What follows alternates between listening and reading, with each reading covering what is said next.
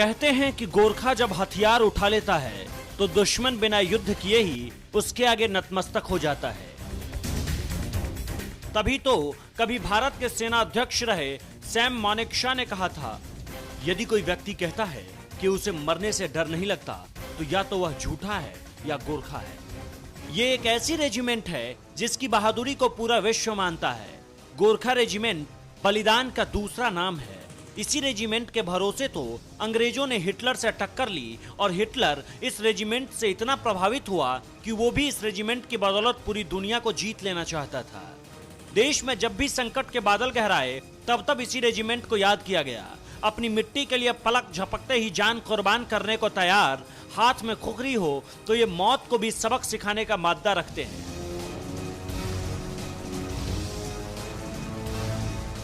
आप सोच रहे होंगे कि भारत में गोरखा कैसे आया, तो आपको बता दें कि नेपाल से गोरखा आए हैं। हिमालय की तलहटी में बसा नेपाल में गोरखा नाम का एक जिला है जो योद्धाओं के लिए विख्यात है। गोरखा किसी एक जाति के योद्धा नहीं, बल्कि उन्हें पहाड़ों में रहने वाले सुनवार, गुरुंग, राय, मागर और लिंबू जातियों से भर्ती किया जाता है। गोरखाओं को लेकर कहते हैं कि गोरखा जब अपनी खुखरी निकालता है तो वह दुश्मनों का खून बहाए म्यान में नहीं जाता। गोरखा पलटन विश्व के सबसे बहादुर पलटनों में से एक है। गोरखा पलटन भारतीय सेना से 1815 में जुड़ी थी। 1814 से लेकर 16 के आंग्लो नेपाल युद्ध में गोरखा सेना की लड़ाई की तरकीब और उनकी बहादुरी से ब्रिटिश इतने खुश हुए कि गोरखा को ब्रिटिश भारतीय सेना से जोड़ लिया। अगर आप ये सोच रहे होंगे कि गोरखा आर्मी सिर्फ भारत की सेना में है तो आप गलत हैं। नेपाली आर्मी और भारतीय आर्मी के गोरखा रेजिमेंट के अलावा ब्रिटिश आर्मी का गोरखा ब्रिगेड भी बहादुरी के लिए मशहूर है। अपनी बहादुरी से गोरखा पलटन ने कई युद्ध जीते हैं, जैसे 1947-48 में उरी सेक्टर, 1962 में लद्दाख, 1965 और 1971 में जम्मू और कश्मीर। श्रीलंका भेजी गई शांति फोर्स में गोरखा पलटन भी थी। गोरखा पलटन के लिए ऑफिसर्स को गोरखा भाषा सीखनी पड़ती है।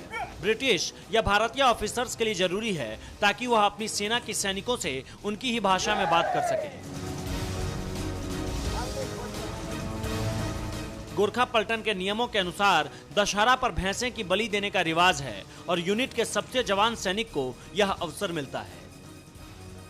इससे पहले देश के आर्मी चीफ रहे दलबीर सिंह सुहाग भी गोरखा राइफल से ही थे। महाराजा रणजीत सिंह ने भी इन्हें अपनी सेना में स्थान दिया था। गोरखा रेजिमेंट को बहादुरी और अदम्य साहस की वजह से इंडियन आर्मी लड़ाकू नस्ल मानती है। इस वजह से गोरखा रेजिमेंट को कई सुविधाएं भी दी जाती है। भारत के लिए भी गोरखा जवानों ने पाकिस्तान और चीन के खिलाफ हुई सभी लड़ाइयों में शत्रु के सामने अपनी बहादुरी का लोहा मनवाया था। गोरखा रेजिमेंट को इन युद्धों में अनेक पदकों और सम्मानों से अलंकृत किया गया, जिनमें महावीर चक्र और परमवीर चक्र भी शामिल है। बलिदान ही इस रेजिमेंट की पहचान है। यहाँ होने का मतलब चुनौतियों से दो चार होना है। मातृभूमि पर मिटना इस रेजिमेंट की पहचान है। धन्य है यह रेजिमेंट जो हमारे देश की रक्षा के लिए सदैव तत्पर रहती है।